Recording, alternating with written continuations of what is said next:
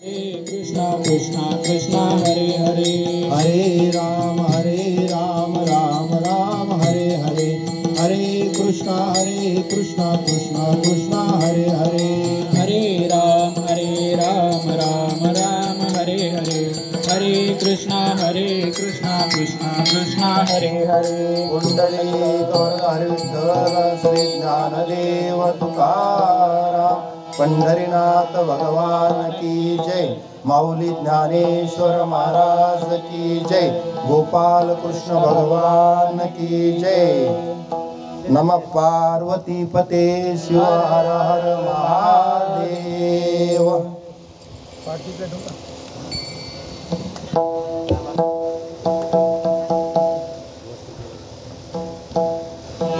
वसुदेवसुतं देवं कंसचाणूरमर्दनं, देवकी परमानन्दं कृष्णं वन्दे जगद्गुरुं। गुरुर्ब्रह्मा गुरुर्विष्णु गुरुर्देवो महेश्वरा, गुरुर्साक्षात् परब्रह्म तस्मै श्री गुरुवे नमः। दैवी एषा गुणमयी मम माया दुरत्यया, मामेव ये प्रपद्यन्ते मायामेतां तरन्ति ते। एथ एकची लीला तरले, जे सर्व भावे मज भजले, तया ऐलीच थडी सरले माया जाळ। प्रस्तुत प्राप्त प्रसंगी मौजे नागपूर, तालुका जिल्हा नागपूर, पोलीस हेडक्वार्टर नागपूर या ठिकाणी आज माझे वडील वैकुंठवासी बाबूराव रामकिशन मुंडे यांच्या 5व्या पुण्यतिथीचा हा कार्यक्रम, आणि या कार्यक्रम प्रसंगी आपण आता सर्वांनी गोड असं भजन केलेलं आहे। सर्वात मोठी साधना जर कोणती असेल आपल्या संप्रदायात तर ती नाम साधना आणि भजन।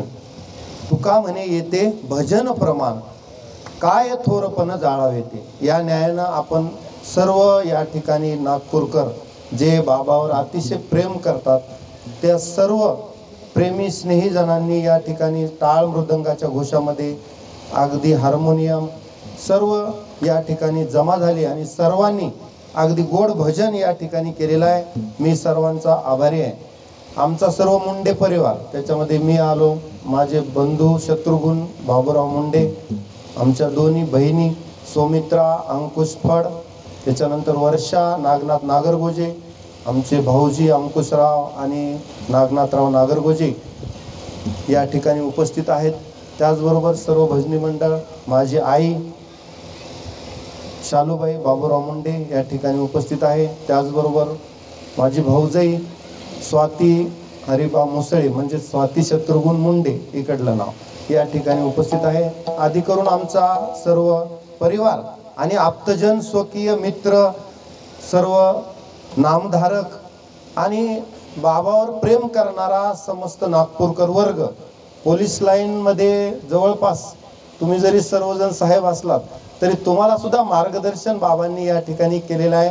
अनेक घरी बाबांचा स्नेहसंबंध होता आणि सर्वांच्या प्रेमाखातर या ठिकाणी ह्या 5व्या पुण्यस्मरणानिमित्त आज छोटीशी आयोजित केलेली ही प्रवचनरूपी सेवा, प्रवचनरूपी सेवेसाठी निवडलेला श्लोक जो आहे तो श्रीमद भगवद्गीतेतील अध्याय 7वा आणि 7व्या अध्यायामधील हा 14व्या क्रमांकाचा श्लोक आहे। आणि या 14व्या क्रमांकावरील ज्ञानेश्वर महाराजांनी लिहिलेली 97 क्रमांकाची ओवी आपण या ठिकाणी प्रवचनासाठी घेतलेली आहे। आणि या प्रवचनरूपी सेवेकरता घेतलेल्या श्लोकातून आणि ओवीतून ज्ञानोबराय समस्त जीवांना उपदेश करतात की भगवंताचं भजन अनन्य भावानं जर केलं तर आपण या मायाजाळातून सुटून जाऊ, म्हणजे भवसागर आपला पार होईल। आपल्याला या दोन गोष्टीवर थोडंसं चिंतन करायचं आहे। सर्वांनी या ठिकाणी उपस्थिती लावल्याबद्दल पुनश्च एकदा मी सर्वांचा आभारी आहे। माऊली ज्ञानोबराय या ओवीद्वारे असं सांगतात की एथ एकची लीला तरले, जे सर्व भावे मज भजले, तया आयलीच थडी सरले मायाजा. जो कोणी भक्त असेल, जो भगवंताला अनन्य भावानं शरण गेला आणि त्यानं जीवनभर भगवंताचं भजन केलं, नामसाधना केली, त्याला मात्र हा भवसागर तरुण जाणं अवघड नाही, तो तरुण जाऊ शकतो. आता देवच असं म्हणतात की दैवी हेशा गुणमयी मम माया दुरत्या. माझी माया पार करणं कठीण आहे, हा भवसागर, ही माया पार करणं कठीण आहे. बऱ्याच जणांनी प्रयत्न केले ही माया पार करण्यासाठी.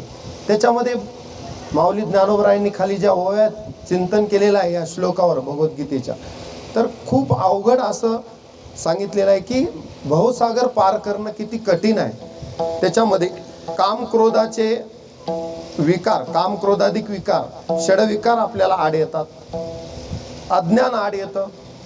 त्याच्यानंतर म्हणजे अज्ञानामुळं, मायेमुळं आपण आवृत्त झालेलो आहोत आणि अज्ञानाच्या मायेचा जो पडदा आलेला आहे त्याच्यामुळं आपल्याला भगवंताकडं, भगवंताचं खरं ज्ञान होत नाही.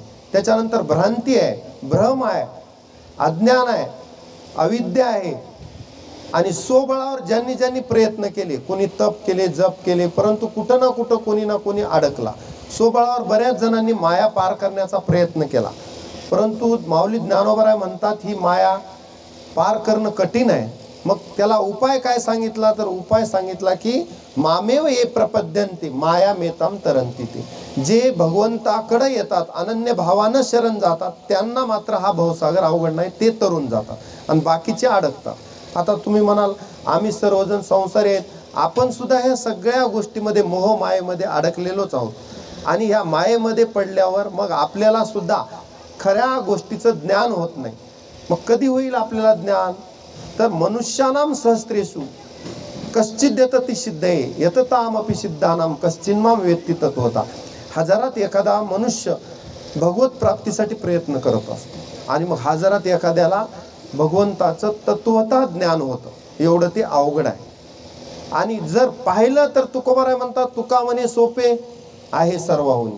सोपं आहे पण कुणासाठी आहे, जो पंढरपूरच्या पांडुरंगाकडे गेला तर पांडुरंग पलीकडे उभाच आहे, अलीकडे चंद्रभागेच्या पलीकडून पांडुरंग आहे. तो भक्तांना सांगतोय की घाबरू नका. तुम्हाला या जगात सर्वांनी भीती घातलेली आहे की माया पार करणं कठीण आहे, हा भवसागर तरुण जाणं कठीण आहे, पण तेषाम हम समुद्धरता मृत्यू संसार सागरात भवामी न चिरात पार्थ मैया वेशीत चेतसाम. भवसागर तरता कारे करीतसा चिंता पैल उभा दाता कटी कर ठेवणी. भगवान कमरेवर हात देऊन ह्याच्यासाठीच उभे आहेत. भक्तांना सांगतात की भिवू नका, या भवसागरात फक्त कमरे इतकंच पाणी आहे. तुम्हाला लोकांनी सांगितलं की खूप पाणी आहे, बुडून मराल, परंतु नाही. किती पाणी आहे मी सांगतो, खुणावतो मी. प्रमाणम भवाब्देरिदम मामकानाम नितंब कराभ्यान धृतो येन तस्मात् विधातुर्व सत्ते धृतो नाभिकोश परब्रह्मलिंगम भजे पांडुरंगम. फक्त नाभी इतकंच पाणी आहे, ह्याच्यापेक्षा जास्त पाणी नाही. म्हणजे तुम्हाला घाबरायची गरज नाही. भवत सागर तरता कार्य करी तसा चिंता पैल उभा दाता कटी कर ठेवून. आताच मी सांगितलं. किंवा तारू भव सागरीचे उंच नीच अधिकारी. अरे माझ्याकडे जर आलात, मामेव ये प्रपद्यन्ते माया मेताम तरंती. ते मग फार अवघड नाही. एकची लीला तरले, बाकीचे मात्र बुडाले. बाकीचे जे जे स्वबळावर भगवंताला मिळवण्याचा प्रयत्न करत होते त्यांना कुणाला अहंकार आड आला, कुणाला काम क्रोधादी विकार आड आले, आता सांगितलं. कुणाला वेगवेगळ्या गोष्टी, अज्ञान असेल किंवा तत्वता ज्ञान नसेल, अविद्या असेल, अशा बऱ्याच गोष्टी, विषय सुख असेल, लोभ असेल, मोह ममता, या सगळ्या गोष्टी आड आल्या. ज्ञानोबरायांनी त्याचं वर्णन केलंय. म्हणून या स्वबळावर हा सागर पार करणं कठीण आहे. त्याच्यापेक्षा भगवंताच्या कडेवर जाऊन बसायचं. तो जो पार करणार आहे त्यालाच आपण धरायचं. जसं एखादा नावाडी काय करतो, नाव पार करून जातो. भगवान प्रभू रामचंद्र जेव्हा गंगेच्या पलीकडे जाण्यासाठी गुहकाच्या राज्यात आले, निषादराज गुह, तो भगवान प्रभू रामचंद्राचा मित्र. गुहकानं सांगितलं की हा जो केवट आहे, केवट गंगा किनारे पलीकडे तुम्हाला ही गंगा पार करील.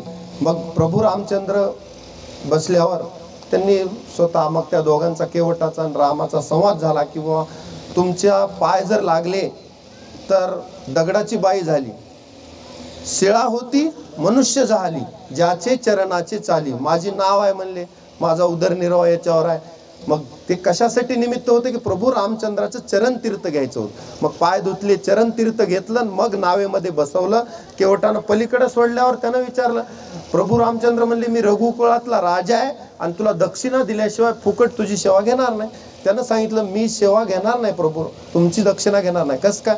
तुमचा आणि माझा धंदा एकच आहे म्हणले. तुम्ही नावाडी मी नावाडी. प्रभू रामचंद्र म्हणाले मी कुठं नावाडी आहे, तू एकटाच नावाडी. नाही म्हणले, मी ह्या नावेतून गंगा पार करतो, पण तुम्ही सगळ्या जगाला भवसागर पार करता. म्हणजे आपण दोघं जातीनं एकच आहेत. मग जात भाई एकमेकाकडून दक्षिणा पैसे घेत नाहीत. असं करून त्यानं प्रभू रामचंद्राची सेवा केली. म्हणून तया आयलीच थडी सरले मायाजा. मग आता जो भवसागर तारणाराच जर आपण धरला तर इतरांना घ्यायची गरज नाही. म्हणून त्याच्याच कडेवर बसायचं. मग भिजो नेदी हात पाव काय. मग आपल्याला अडचण नाही किंवा ह्या भवसागराला घाबरायची गरज नाही. पण त्याच्यासाठी पथ्य काय सांगितलं? पथ्य नाम विठोबाचे अनिक वाचे नसेवी.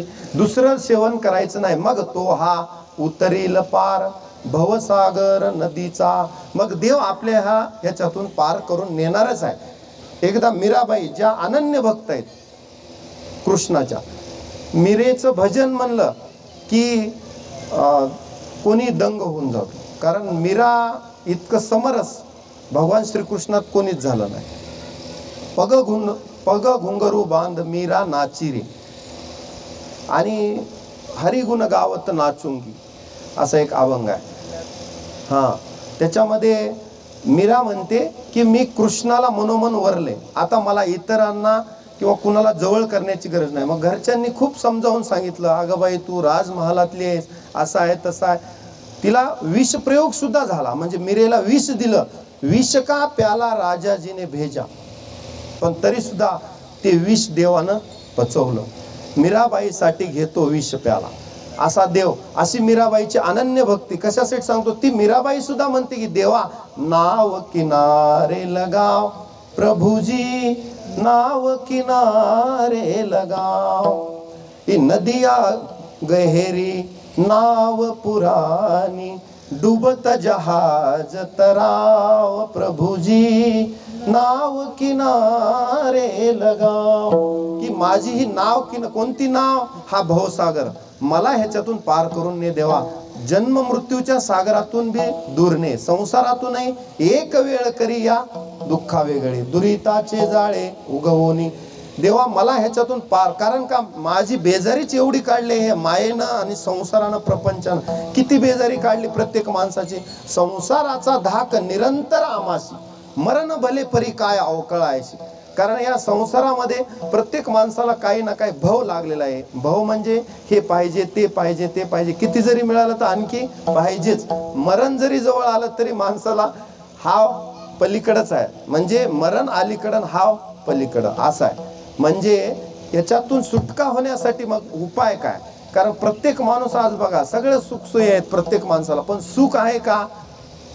सुखी प्रत्येक माणसं. ते आमचे गुरुवर्य म्हणायचे की झाडाला हाळ लागल्यासारखे माणसं दिसत आहेत कलियुगात. म्हणजे कुणाच्या चेहऱ्यावर एवढं तेज राहिलं नाही. कारण का संसार त्याच्यातला रस शोषून घेतो माणसातला, वापरून टाकतो. म्हणून तर तुकोबाराय म्हणले पुरे पुरे हा संसार कर्म बळीवंत दुस्तर, राहो नेदी स्थिर एके ठाई निश्चळ. एका ठाई माणसाला राहूच देत नाही, सारखा पळवतो. त्याचंच नाव संसार. आणि संसार दुःख मूळ चोहीकडे इंगळ, विश्रांती नाही कोठे, रात्रंदिवस तळमळ आहे माणसा. ठाऊकची आहे संसार दुःखाचा, मग चित्ती सीन त्याचा वाहू नये.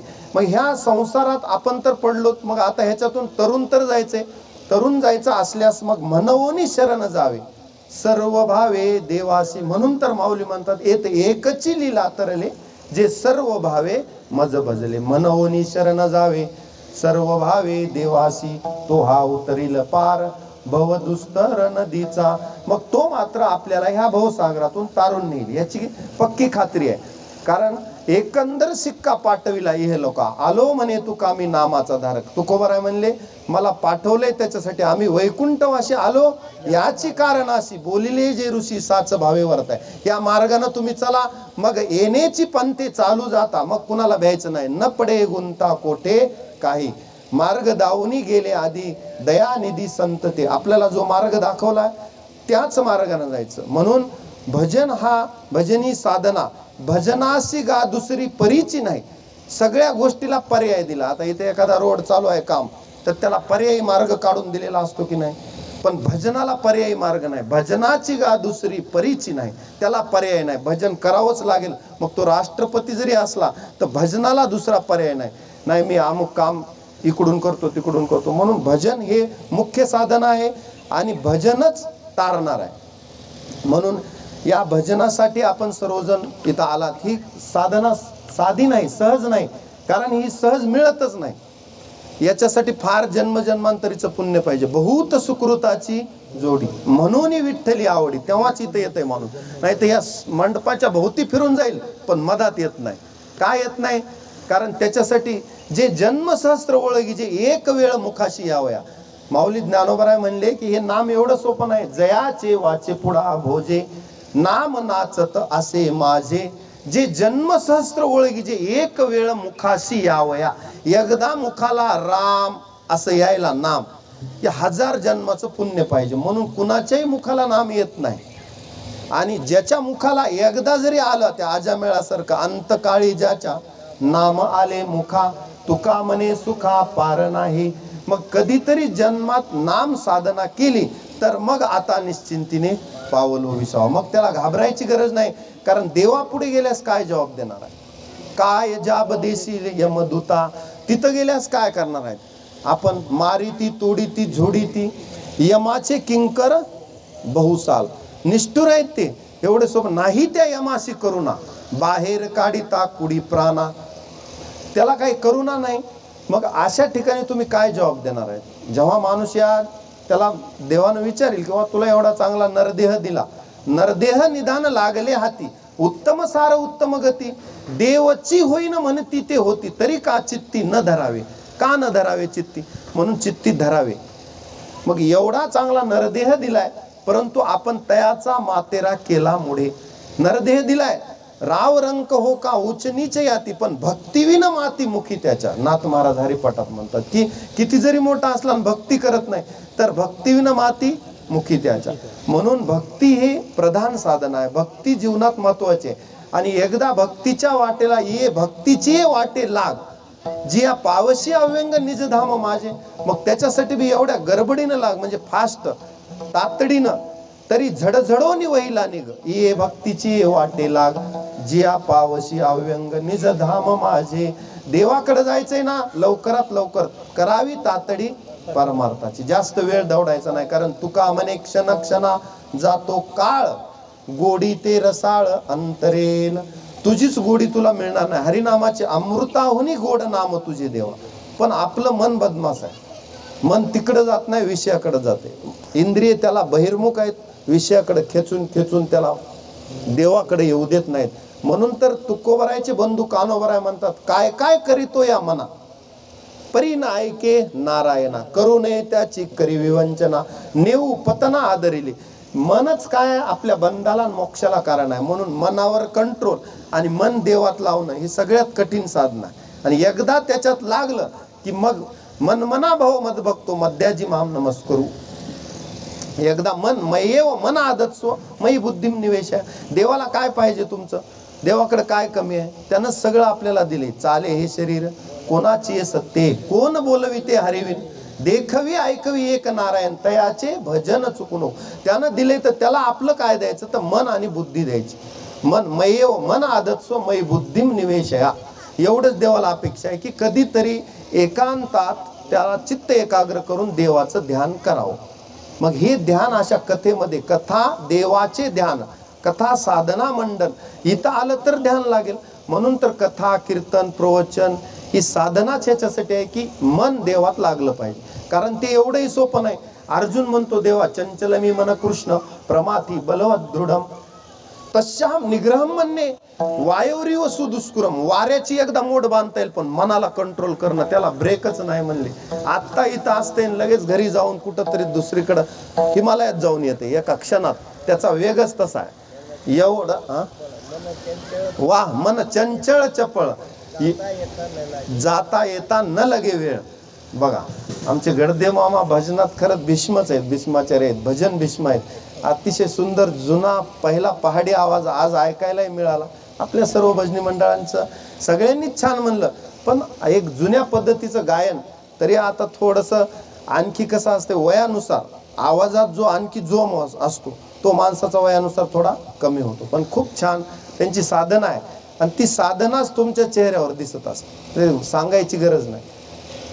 कुठवर आलं होतं आपलं की मन चंचळ आहे, चपळ आहे, मग त्याला काय करायचं तर अभ्यासेन तू कोणते वैराग्येन च गृह्यती. अभ्यास आणि वैराग्य त्याला शिकवावंच लागते, नाही तर ते असं येत नाही. त्याला कान पकडून त्याला आणावं लागतं, नाही तर ते दुसरीकडे फिरत राहतं. म्हणून येते एकची लीला तरले जे सर्व भावे मज भजले तया आयलीच थडी सरले मायाजा. मग त्याला इकडल्याच कडीला माया पार झाली म्हणायचं. कुणाला?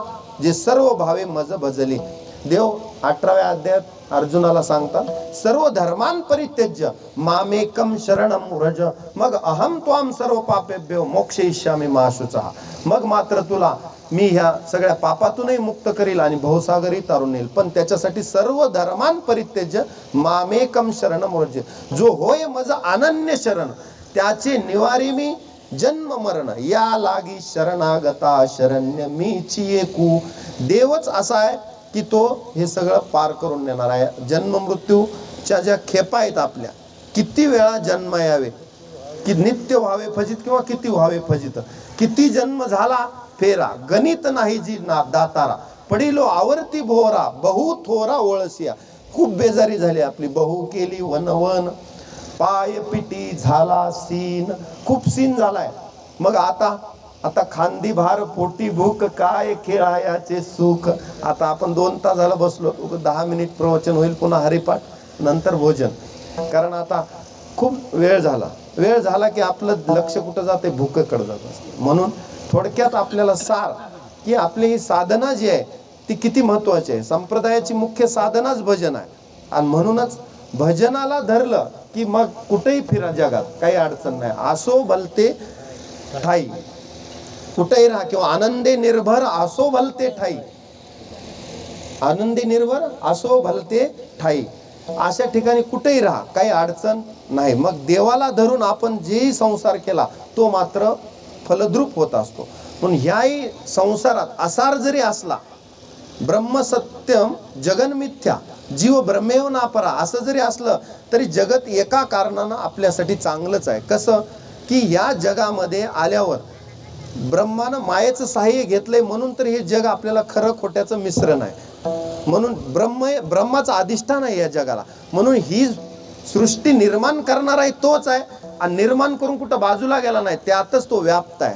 म्हणजे देव या सृष्टीतच राहतो, चराचरात राहतो, फक्त आपल्या चष्म्यानं त्याला बघता आलं पाहिजे. विठ्ठल जळी स्थळी भरला रीता ठाव नाही उरला.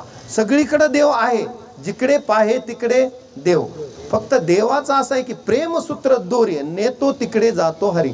त्याला प्रेम पाहिजे आणि भजन पाहिजे, मग तो आकळतो. भाव बळे आकळे एरवी ना कळे. त्याला शुद्ध भाव शुद्ध अंतकरण असेल तर दुरी नाही देव त्याला. किंवा देवा कारणे भाव तस्मात द्यावे न लगे फारसे वित्त.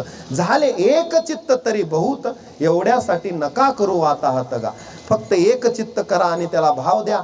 म्हणून अनन्य भावे जे सर्व भावे मज भजले. आपला भाव महत्वाचा आहे आणि भाव जर असेल तर मग देव तिथेच आहे. ह्या सृष्टीमध्ये तुम्ही कितीही फिरला तर प्रत्येक पानापानात देव. प्रल्हादाला दिसला, अहो खांबात दिसला, त्याला निर्जीव खांबात देव आहे कसा विचारलं कुणं, हिरण्यकशिपूनं. प्रल्हादाने सांगितलं या खांबात सुद्धा माझा नारायण आहे. असं म्हणल्यावर खांबाला लाथ मारली आणि लाथ मारल्याबरोबर देव प्रकट झाले नृसिंह रूपानं. म्हणजे देवानं माझे नृसिंहत्व लेणे कशासाठी आहे की सिद्ध केलं देवानं की मी चराचरात आहे. चेतनामध्ये तर आहेच हो, जडामध्ये सुद्धा आहे. चालविली जड भिंती हरली चांग याची भ्रांती मोक्ष मार्गीचा सांगाती ज्ञानोबा माझा. अहो चांगदेवाला वाटत होतं की मी वाघावर बसलोय, हातात चाबूक आहे, माझ्यासारखा योगी कोणी नाही. आणि होते ते 1400 वर्ष जगले होते. पण ज्ञानोबरायांनी सांगितले की तू जसा चेतनात देव बघतोस आणि व्याघ्रही न खाती सरपत आहे हे मला दाखवतोस, पण जडात सुद्धा देव आहे. अणुमध्ये देव आहे. अणु रेणुया थोकडा तुका आकाशा एवढा. अणुरेणूमध्ये देव आहे, मी तुला सिद्ध करून दाखवतो. भिंतीला आज्ञा दिली की भिंत चालविली, जड भिंत चालायला लागली. मग ही जी भिंत चालवली ह्याच्यामधून देव सर्वत्र व्याप्त आहे हे ज्ञानेश्वरांनी योग्याला सांगितलं. जो योगी 1400 वर्ष जगला होता तोही काही साधारण योगी आहे का? पण पत्र लिहिता आलं नाही, कारण ज्ञानोबाराय छोटे होते म्हणून मग कोरपत्र पाठवलं चांगदेवानं. त्याच्यावर ज्ञानोबारायांनी 65 श्लोक लिहिले.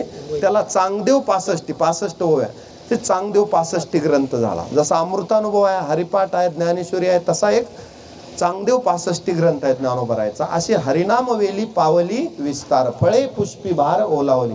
पण आपण मात्र तेथे माझ्या मना होई पक्षीराज, साधावया काज तृप्तीची. ह्या वेलीला फळ फुलं खूप आलेत, इवलेशे रोप ज्ञानोबारायांनी लावले द्वारी, त्याचा वेलू गेला गगनावरी. आज एवढे भक्त आहेत, संप्रदाय सर्वत्र भगवंताचं चिंतन होत आहे, हे त्या संतांची कृपा आहे.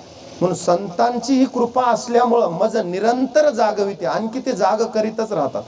सारखं संत आपल्याला जागवतात. बाबांनो उठा जागे वारे आता, स्मरण करा पंढरीनाथा, भावे चरणी ठेवा माथा, चुकवी व्यथा जन्माच्या.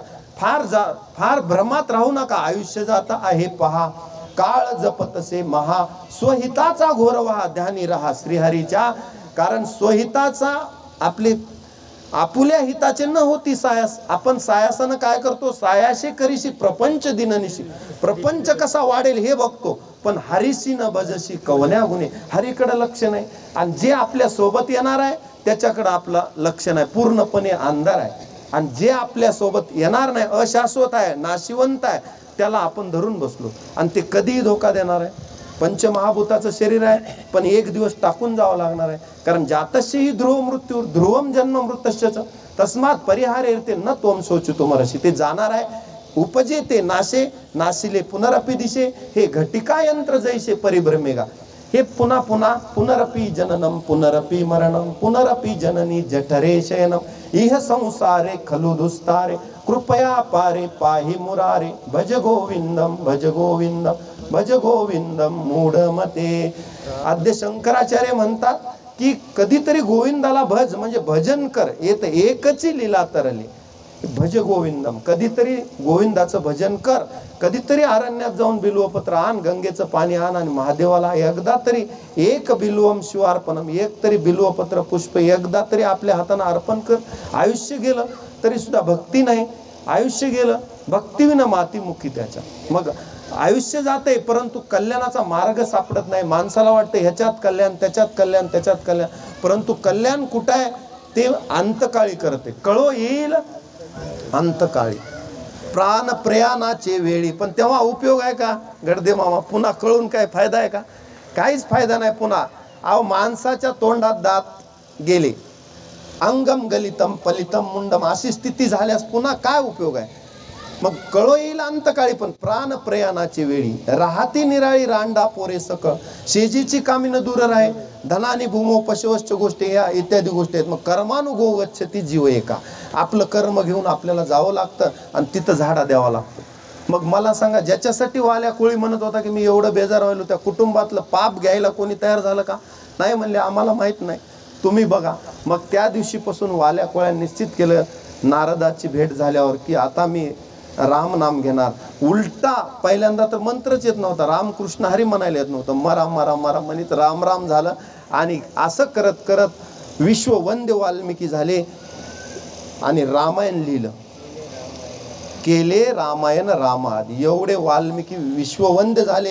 कुजंतम राम रामेति मधुरम मधुराक्षरम आरोह्य कविता शाखा वंदे वाल्मिकी कोकिलम. हे कशाचा प्रताप आहे? नामाचा. म्हणून येत एकची लीला तरली. बरं, एकटे तरले का? आपण तारून इतरांना तारणारा मोठा असतो.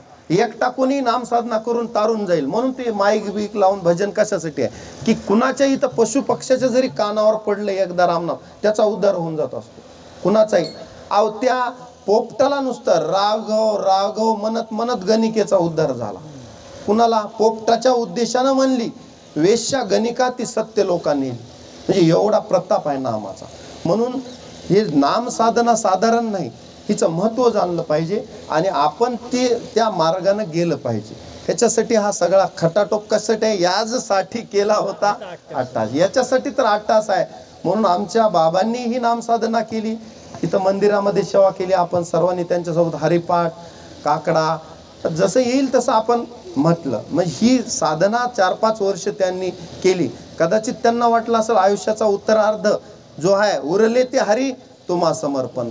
त्यांना कळून आल्यासारखं शेवटला असं माणसाला वाटलं पाहिजे की आता आपलं आयुष्य किती शिल्लक आहे, राहिलेलं तरी आयुष्य इथून पुढचं तरी, आता तरी पुढे हाची उपदेश नका करू नास आयुष्याचा, सकळांच्या पाया माझे दंडवत, आपुलाले चित्त शुद्ध करा. म्हणून येते एकची लीला तरले, जे सर्व भावे मज भजले. म्हणून भगवंताचं भजन हे केलं पाहिजे. आणि वाटलं पाहिजे माणसाला की बरवे झाले आजीवरी, नाही सापडलो मृत्यूचे आहारी, वाचून आलो येथवरी, उरले ते हरी तुम्हा समर्पण. बराया काळे दिला अवकाश, नाही पावलो आयुष्य नाश. पुढे नाही पावलो आयुष्य नाश म्हणजे या काळानं मला अवकाश दिला.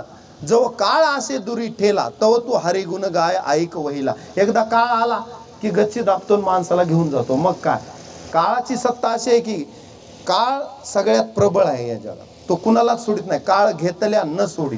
प्रत्येकाच्या मागे काळ लागलेला आहे. किती या काळाचा सोसावा वळसा, लागला सरीसा पाठो वाटी, मागेच लागलाय. घडी घडी काळ वाटे याची पाहे, अजून किती आहे अवकाश. तो गणनाच करीत असतो. आपल्याला वाटतं माझा एवढा वाढदिवस झाला, माझं वय वाढलं, पण वय कमी झालं. वाढलं नाही, आयुष्य कमी झालं ना. मोठा झाला आपण म्हणजे आयुष्य कमी झालं एका दृष्टीने. नाण्याची जर दुसरी बाजू बघितली तर आयुष्य कमी व्हायले. पण आणखी बी काही जागा झालो का? आता तरी पुढे हाची उपदेश. आणखी जागा झालो की नाही? करा रे बापानो साधन हरीचे.